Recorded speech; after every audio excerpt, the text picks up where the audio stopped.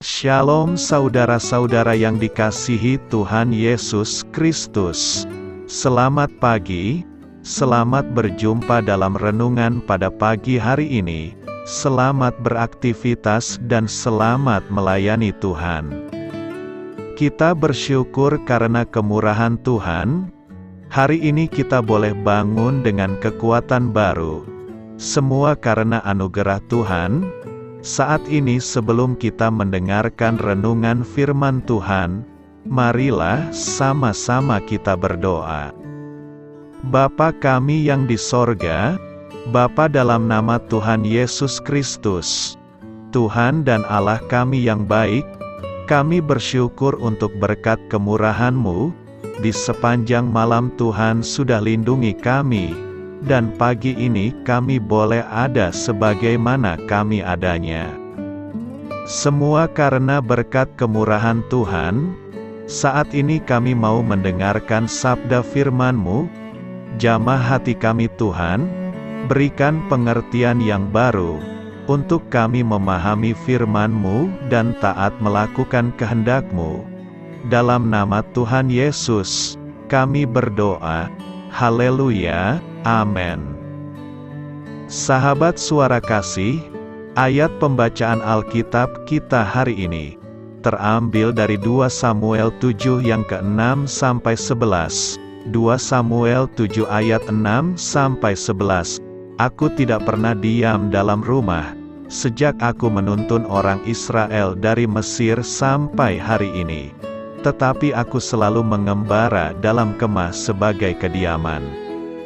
Selama aku mengembara bersama-sama seluruh orang Israel, pernahkah aku mengucapkan firman kepada salah seorang hakim orang Israel, yang kuperintahkan menggembalakan umatku Israel? Demikian, mengapa kamu tidak mendirikan bagiku rumah dari kayu aras?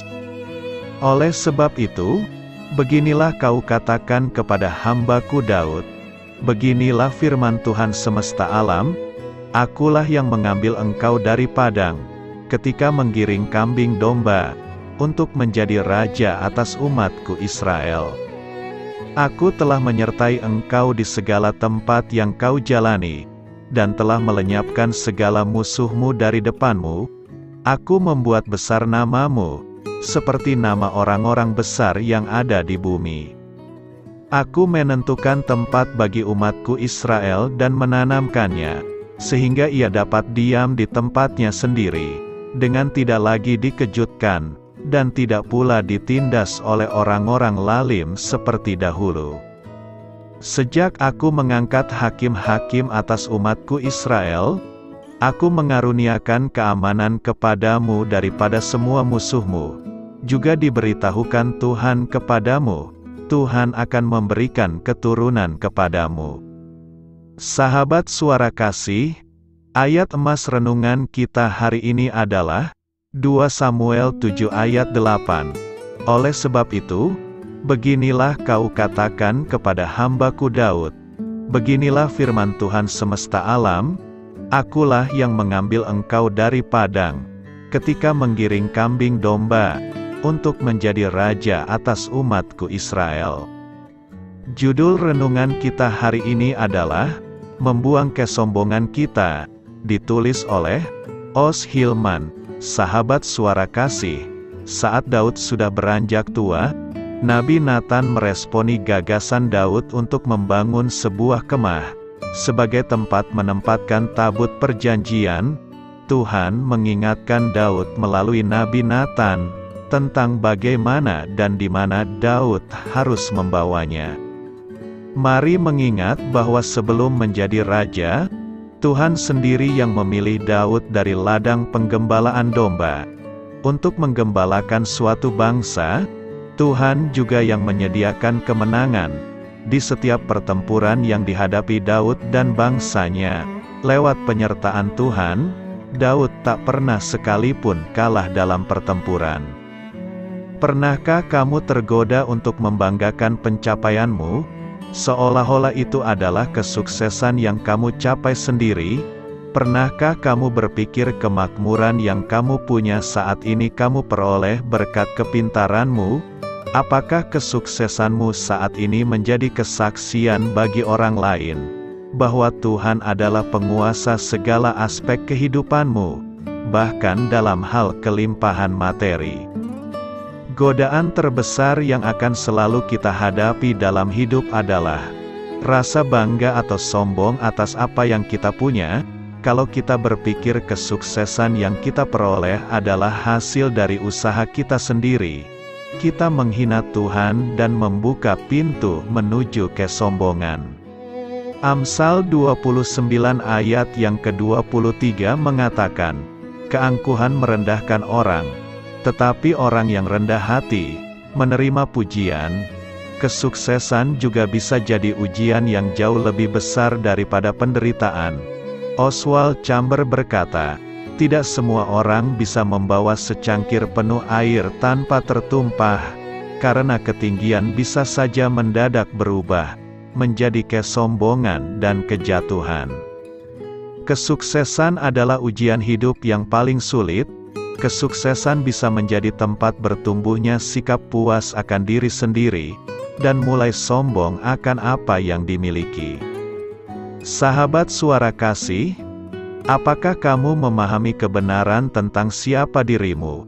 Apakah kamu memahami bahwa Tuhanlah yang memberimu kemampuan untuk bekerja dan berprestasi? Dia adalah sumber dari segala sesuatunya. Tanyakanlah kepada Tuhan hari ini, apakah hidupmu sudah menjadi contoh iman yang benar? Marilah kita renungkan. Berhati-hatilah supaya kesombongan sekecil apapun itu tidak menyelinap masuk, dan kita mulai menggantikan posisi Tuhan atas hidup kita. Amin. Tuhan Yesus memberkati. Sahabat Suara Kasih, demikianlah renungan firman Tuhan pada pagi hari ini. Semoga menjadi berkat bagi hidup kita, dan sebelum kita memulai segala aktivitas kita di pagi hari ini, marilah kita berdoa. Bapa kami yang di sorga, Bapa di dalam nama Tuhan Yesus Kristus, terima kasih Bapa, karena Engkau sudah menjadi Allah bagi kami.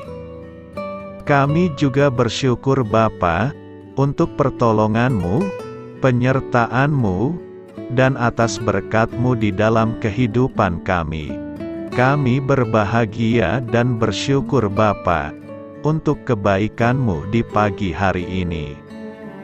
Tak berkesudahan kasih setia-Mu, tak habis-habisnya rahmat-Mu, selalu baru setiap pagi, besar kesetiaan-Mu di dalam hidup kami.